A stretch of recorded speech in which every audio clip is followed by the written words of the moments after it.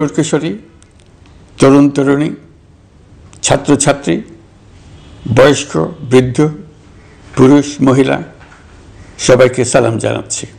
আসসালামু আলাইকুম। শুরুতেই স্মরণ করছি মুক্তিযুদ্ধের লাখো লাখো শহীদ এবং গত জুলাই আগস্ট মাসে ফ্যাসিবাদের বিরুদ্ধে ছাত্র শ্রমিক জনতার অভ্যুত্থানে নিহত সকল শহীদকে। সবাইকে জানাচ্ছি আমার সশ্রদ্ধ সালাম ও গভীর শ্রদ্ধা।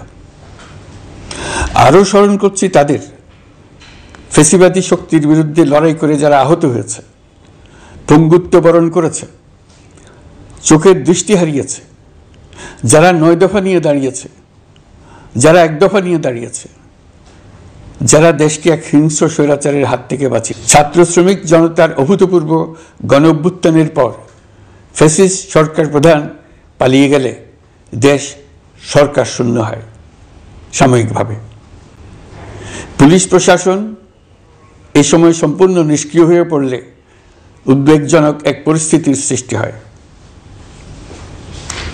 স্বৈরশাসনে বিপর্যস্ত এই দেশকে আমাদের সবাইকে মিলে পুনর্গঠন করতে হচ্ছে। জুলাই আগস্ট বিপ্লবের পর আমরা এমন একটি দেশ হাতে পেয়েছি যার সর্বত্র ছিল বিশৃঙ্খলা।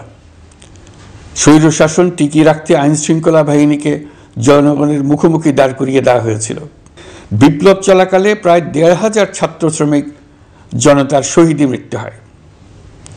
আমাদের সরকার প্রতিটি মৃত্যুর তথ্য অত্যন্ত যত্নের সাথে জোগাড় করছে। এই বিপ্লবে আহত হয়েছে 19,931 জন। আহতদের জন্য ঢাকার 13টি হাসপাতাল সহ বিভিন্ন বিশেষায়িত হাসপাতালে চিকিৎসার ব্যবস্থা করা হয়েছে। প্রতিটি হত্যার বিচার আমরা করবই। জুলাই আগস্ট হত্যাকাণ্ডের বিচারের যে উদ্যোগ আমরা নিয়েছি তার কাজও বেশ ভালোভাবে এগিয়ে যাচ্ছে। কেবল জুলাই আগস্ট হত্যাকাণ্ডই নয়, আমরা গত 15 বছরে সব অপকর্মের বিচার করব। অনেকেই কমিশনের কাছে অভিযোগ করতে ভয় পাচ্ছেন এই ভেবে যে অভিযুক্ত ব্যক্তিদের দ্বারা তারা আবার আক্রান্ত হতে পারেন, ক্ষতিগ্রস্ত হতে পারেন। আমি আপনাদের আশ্বস্ত করতে চাই, আপনারা দ্বিধাহীন চিত্তে কমিশনকে আপনাদের অভিযোগ জানান। কারো সাধ্য নাই আপনাদের গায়ে আবার হাত দেয়। এসবের সঙ্গে জড়িতদের আমরা বিচারের কাঠগড়ায় দাঁড় করাবই। অভিযুক্ত যত শক্তিশালী হোক, যে বাহিনীরই হোক, তাকে ছাড় দেওয়ার কোনো সুযোগ নেই। কেবল দেশে নয়, গুম, খুন ও জুলাই আগস্ট গণহত্যার সাথে জড়িতদের আমরা আন্তর্জাতিক আদালতেও বিচারের উদ্যোগ নিয়েছি। ইন্টারন্যাশনাল ক্রিমিনাল কোর্টের প্রধান কৌশলী করিম খানের সঙ্গে আমার এই ব্যাপারে ইতিমধ্যে কথা হয়েছে। আইনশৃঙ্খলা রক্ষাকারী বাহিনীগুলোর কোনো সদস্য কিংবা অন্য কেউ যাতে হত্যা, গুমসহ এই ধরনের কোনো অপরাধে জড়িয়ে পড়তে না পারে, এই জন্য আমরা গুম বিরোধী আন্তর্জাতিক সনদে স্বাক্ষর করেছি। আপনারা দেখেছেন জাতিসংঘের আন্তর্জাতিক মানবাধিকার বিষয়ক হাই কমিশনার ফলকার তুর্ক। প্রিয় দেশবাসী, আমি আগেও জানিয়েছি, আবারও জানাচ্ছি, গণ অভ্যুত্থানে সকল শহীদদের পরিবারকে পুনর্বাসন করা হবে, একজনও বাদ যাবে না। সকল আহত শিক্ষার্থী, শ্রমিক, জনতার চিকিৎসার সম্পূর্ণ ব্যয় সরকার বহন করবে। আহতদের দীর্ঘমেয়াদী এবং ব্যয়বহুল চিকিৎসা এবং শহীদদের পরিবারের দেখাশোনার জন্য স্বাস্থ্য মন্ত্রণালয়ের নেতৃত্বে একটি পূর্ণাঙ্গ তালিকা প্রস্তুত করা হয়েছে। প্রতিটি শহীদ পরিবারকে সরকারের পক্ষ থেকে 30 লক্ষ টাকা দেওয়া হচ্ছে। যারা বুলেটের আঘাতে তাদের দৃষ্টিশক্তি হারিয়েছেন, তাদের চিকিৎসার জন্য নেপাল থেকে কর্নিয়া আনার ব্যবস্থা করা হয়েছে এবং যাদের প্রয়োজন তাদেরকে সরকারের পক্ষ থেকে বিদেশে চিকিৎসার জন্য পাঠানো হচ্ছে। জুলাই অভ্যুত্থানের কোনো শহীদ এবং আহত ছাত্র, শ্রমিক চিকিৎসা সেবা এবং পুনর্বাসন পরিকল্পনা থেকে বাদ যাবে না। এটি অন্তর্বর্তীকালীন সরকারের অঙ্গীকার। ফাউন্ডেশনকে সরকার 100 কোটি টাকা অনুদান দিয়েছে।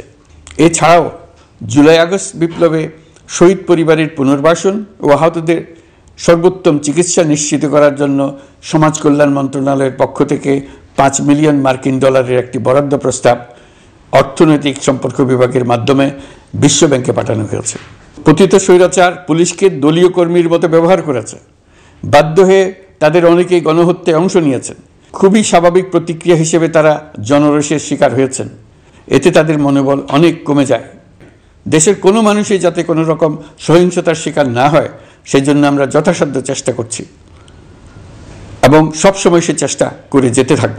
বাজারে শাকসবজি সহ নিত্য প্রয়োজনীয় পণ্যের দাম বেড়েছে, ফলে আপনাদের কষ্ট হয়েছে।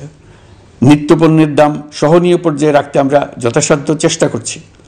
বাজারে ডিমের সরবরাহ বাড়ানোর জন্য আমরা 9.5 কোটি ডিম আমদানির অনুমতি দিয়েছি। এই জন্য প্রয়োজনীয় শুল্ক ছাড়ও দেওয়া হয়েছে। দ্রব্যমূল্য নিয়ে আমাদের কোনো লুকোছাপা নেই। মূল্যস্ফীতির পূর্ণ তথ্য জনগণের সামনে তুলে ধরা হচ্ছে। মূল্যস্ফীতি রোধে উচ্চ সুদের হার নির্ধারণ সহ একাধিক নীতিগত সিদ্ধান্ত নেওয়া হয়েছে, যার মধ্যে রয়েছে শস্য আমদানিতে এলসি সীমা অপসারণ এবং সরবরাহ চেইন সংক্ষিপ্ত করা। সামান্য হলেও জ্বালানি তেলের মূল্য কমানো হয়েছে। শিল্প কারখানায় গ্যাসের সরবরাহ বাড়ানোর উদ্যোগ নেওয়া হয়েছে, যাতে স্থানীয় পর্যায়ে উৎপাদন ব্যাহত না হয় এবং রপ্তানি ক্ষতিগ্রস্ত না হয়। গণশুনানি ছাড়া নির্বাহী আদেশে বিদ্যুৎ গ্যাসের দাম না বাড়ানোর সিদ্ধান্ত নেওয়া হয়েছে। পরিবহন খাতে চাঁদাবাজি বন্ধের চেষ্টা করা হচ্ছে। আমরা আশা করি বাজারে রাজনৈতিক দলগুলোর সঙ্গে আমাদের নিয়মিত যোগাযোগ অব্যাহত রেখেছি। বিভিন্ন ইস্যুতে তাদের মতামত নিয়ে যাচ্ছি। সরকারের সিদ্ধান্ত গ্রহণে এসব মতামত অনেকাংশে প্রতিফলিত হচ্ছে। চলমান সংস্কার প্রক্রিয়ায় তাদের প্রতিটি মতামত সক্রিয়ভাবে বিবেচনায় নেওয়া হচ্ছে। আমরা আশা করছি নির্ধারিত সময়ে ডিসেম্বর-জানুয়ারির মধ্যেই সংস্কার কমিশনগুলো তাদের সুপারিশমালা সরকারের কাছে পেশ করতে পারবে। সকলের ঐক্যমত্যের ভিত্তিতেই আমরা সংস্কার প্রস্তাব চূড়ান্ত করব। নির্বাচন কবে হবে এই প্রশ্ন আপনাদের সবার মনেই আছে, আমাদের মনেও সারাক্ষণ আছে। আপনারা লক্ষ্য করেছেন নির্বাচন আয়োজনের লক্ষ্যে আমরা প্রয়োজনীয় পদক্ষেপ নিতে শুরু করেছি। নির্বাচন কমিশন ভোটার তালিকা হালনাগাদ সহ আরও কিছু কাজ শুরু করে দিতে পারবে, যা একটা অবাধ নির্বাচনের সাথে সরাসরি সম্পৃক্ত। প্রথমবারের মতো প্রবাসী বাংলাদেশিরা পোস্টাল ব্যালটের মাধ্যমে যাতে তাদের ভোটাধিকার প্রয়োগ করতে পারে, সে লক্ষ্যেও সরকার কাজ করছে।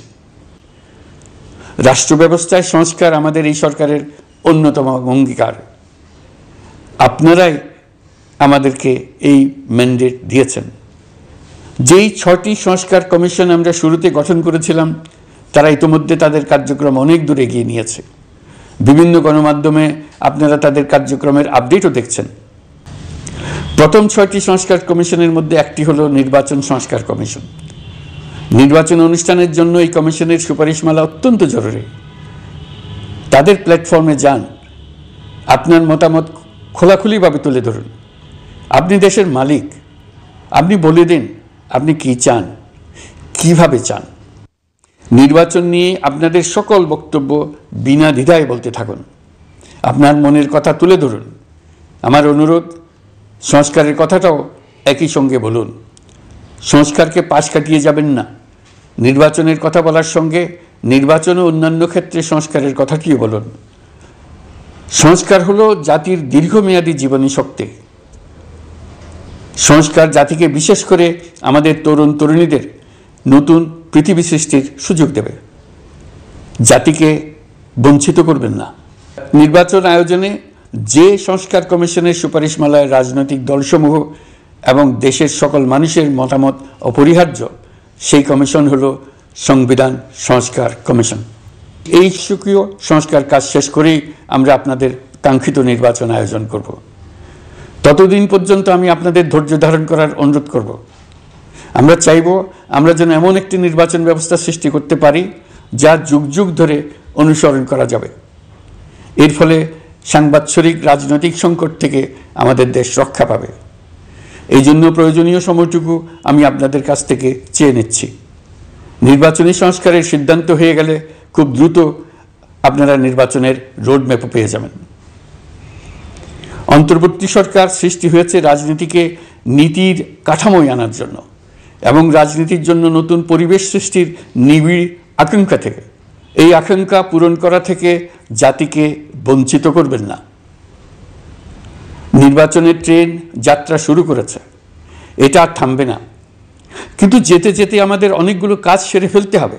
এই ট্রেন শেষ আসবে সেটা নির্ভর করবে কত তাড়াতাড়ি আমরা তার জন্য রেল লাইনগুলো বসিয়ে দিতে পারি, আর তা হবে রাজনৈতিক দলসমূহের ঐক্যমত্যের মাধ্যমে। ইতিমধ্যে অন্যান্য সংস্কার কমিশনের সুপারিশমালা নিয়ে আলাপ চলতে থাকবে। নির্বাচন ছাড়াও আরও গুরুত্বপূর্ণ সংস্কার করার ব্যাপারে ঐক্যমত গঠনের জন্য অতিরিক্ত সময় প্রয়োজন হতে পারে। দেশবাসীর কাছে, বিশেষ করে রাজনৈতিক দলগুলির কাছে আমরা ক্রমাগতভাবে প্রশ্ন তুলতে থাকব, কী কী সংস্কার নির্বাচনের আগে আপনারা করে নিতে চান। দেশে সংগঠিত অন্যান্য অপরাধের বিচার প্রক্রিয়া ত্বরান্বিত করার জন্য দেশের বিভিন্ন জেলায় সহস্রাধিক প্রসিকিউটর নিয়োগ দেওয়া হয়েছে। হাইকোর্টে ইতোমধ্যে নিয়োগ দেওয়া হয়েছে 23 জন নতুন বিচারক। বিচার বিভাগকে ঘুষ ও দুর্নীতিমুক্ত করার জন্য সম্ভব সব ধরনের চেষ্টাই করা হচ্ছে। বিচারপতিদের নিয়মতান্ত্রিক উপায়ে শাস্তিমূলক ব্যবস্থা গ্রহণের জন্য সুপ্রিম জুডিশিয়াল কাউন্সিল পুনর্বহাল করা হয়েছে। শুধু বিচার বিভাগই নয়, সর্বগ্রাসী দুর্নীতির হাত থেকে দেশের সব খাতকেই রক্ষা করতে আমরা সচেষ্ট হয়েছি। দুর্নীতি দমন কমিশন পুনর্গঠনের কাজ প্রায় শেষ পর্যায়ে। দুর্নীতি ও অর্থ পাচারে অভিযুক্ত প্রভাবশালী 150 ব্যক্তির তালিকা তৈরি এবং 79 জনের বিরুদ্ধে অনুসন্ধান শুরু হয়েছে। 15% হারে আয়কর পরিশোধ করে অপ্রদর্শিত পরিসম্পদ অর্থাৎ কালো টাকা সাদা করার বিধান বাতিল করা হয়েছে। সরকারি কার্যক্রমকে গতিশীল করতে বিভিন্ন পর্যায়ের 19,084 জন কর্মকর্তা কর্মচারীকে পদোন্নতি, 13,429 জনকে বদলি এবং 12,636 জনের বিরুদ্ধে শাস্তিমূলক ব্যবস্থা গ্রহণ করা হয়েছে। গুরুত্বপূর্ণ নীতি নির্ধারণী সিদ্ধান্ত গ্রহণ করা হয়েছে। ছাত্রছাত্রীদের দাবি মেনে ইতিমধ্যে সরকারি চাকরির বয়সসীমা 32-এ উন্নীত করা হয়েছে। আমরা জানি আমাদের কাছে আপনাদের আরও অনেক দাবি দেওয়া আছে। দীর্ঘদিনের অপশাসন, অত্যাচার, অনাচারের ফলে আপনাদের মনে অনেক ক্ষোভ পঞ্জীভূত হয়েছে। দেশে বাক স্বাধীনতা না থাকায় আমরা কেউ আমাদের মতামত, দাবি দাওয়া প্রকাশ করতে পারিনি। আমরা আপনাদের প্রতিটি দাবির প্রতি সহানুভূতিশীল। আমরা ধৈর্য সহকারে আপনাদের কথা শুনতে চাই, কিন্তু সেজন্য আপনারা সড়ক অবরোধ করে জনদুর্ভোগ সৃষ্টি করলে আমাদের সকলেরই অসুবিধা হয়। আমাদের একান্ত অনুরোধ, আপনারা নির্দিষ্ট চ্যানেল মেনটেন করে আপনাদের দাবি দেওয়া পেশ করবেন। আমাদের বৃহৎ রপ্তানি পণ্য গার্মেন্টস শিল্পে গত কিছুদিন ব্যাপক অস্থিরতা বিরাজ করছে। ফ্যাসিস্ট সরকারের সুবিধাভোগী বেশ কিছু গার্মেন্টস মালিক পালিয়ে যাওয়ায় শ্রমিকদের বেতন ভাতা নিয়ে অনিশ্চয়তা তৈরি হয়েছে। ছিল শ্রমিকরা তাদের দীর্ঘদিনের বঞ্চনার প্রতিবাদ জানাতে এবং অনিশ্চয়তা থেকে মুক্তি পেতে রাস্তায় নেমে আসে। আমরা তাদের কথা শুনেছি, তাদের আলোচনার টেবিলে নিয়ে আসতে পেরেছি।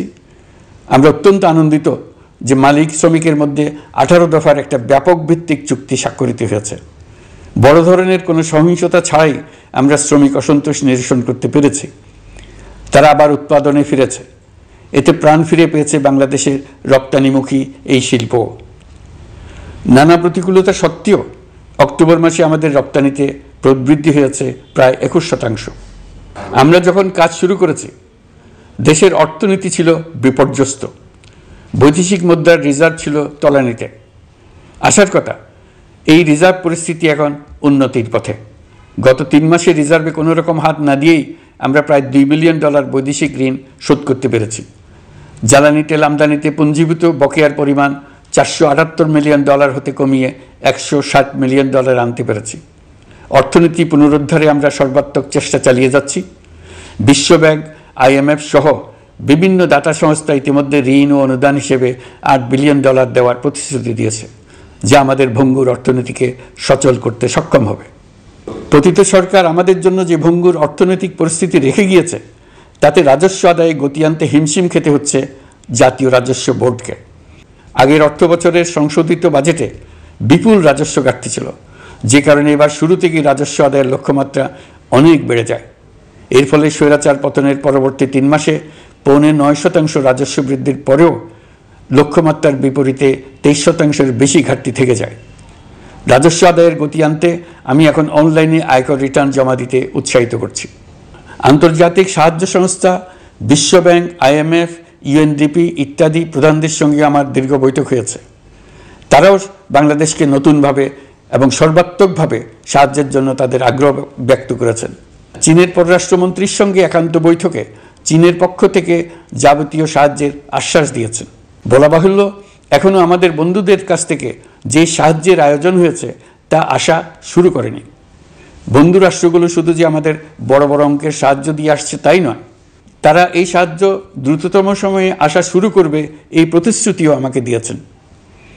এই সাহায্য আসা শুরু করলে আমাদের অর্থনীতি অত্যন্ত মজবুত এবং আকর্ষণীয় অর্থনীতিতে পরিণত হবে। বিদেশি বিনিয়োগকারীরাও নানা রকম বিনিয়োগে উৎসাহিত হয়ে এগিয়ে আসবে। বিনিয়োগকারীদের সঙ্গে এখন থেকে আমরা আলোচনা শুরু করে দিয়েছি।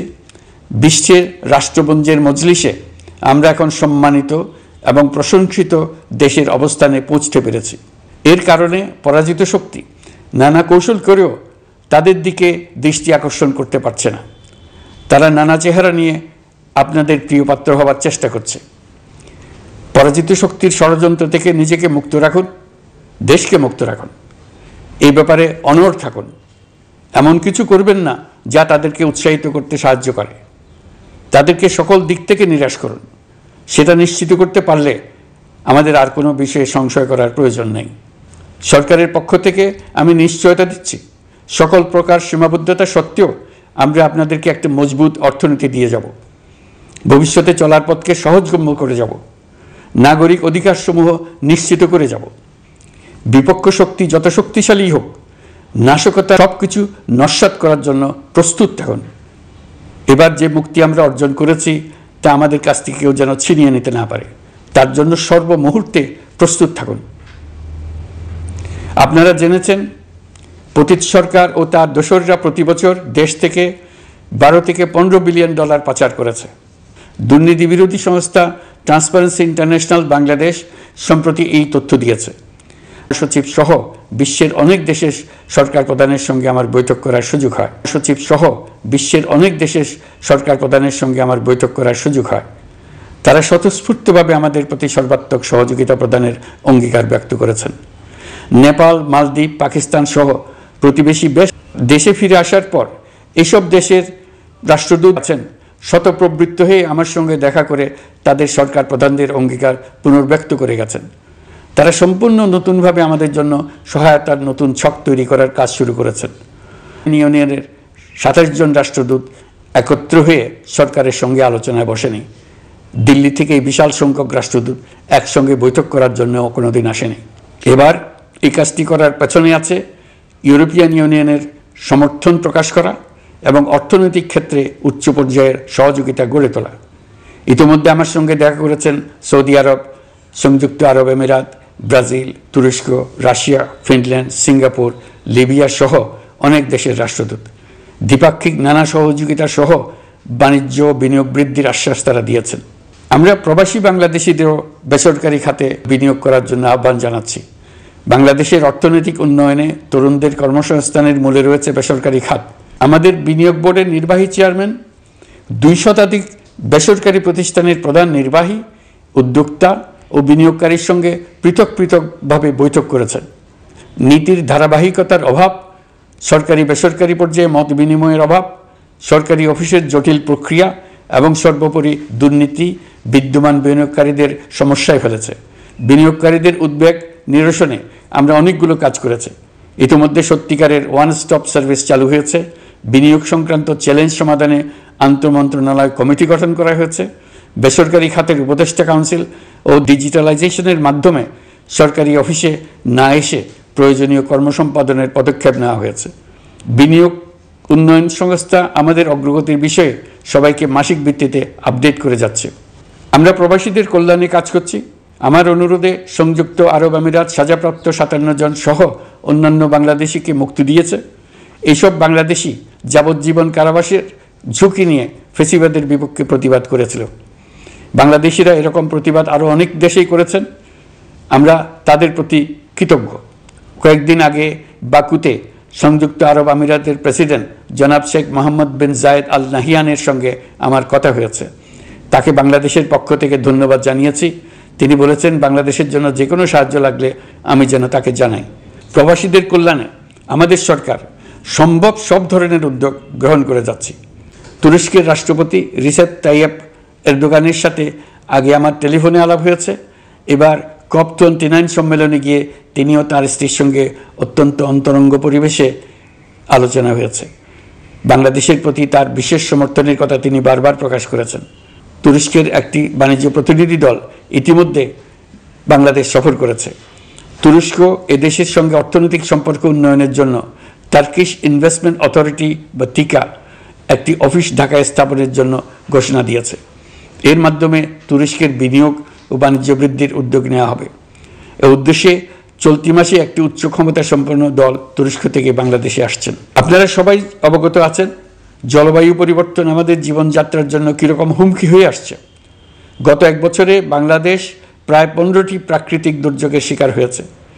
মানুষের সৃষ্ট নানাবিধ দুর্যোগের পাশাপাশি এসব প্রাকৃতিক দুর্যোগের বিপক্ষেও আমাদের লড়তে হচ্ছে। আজারবাইজানে জলবায়ু সম্মেলনে বিশ্ব নেতৃবৃন্দকে আমি আমার উদ্যোগের কথা জানিয়েছি। সেখানে জাতিসংঘের মহাসচিব, ইউরোপ, এশিয়া, আফ্রিকার অনেক সরকার প্রধানের সঙ্গে আমার দেখা হয়েছে।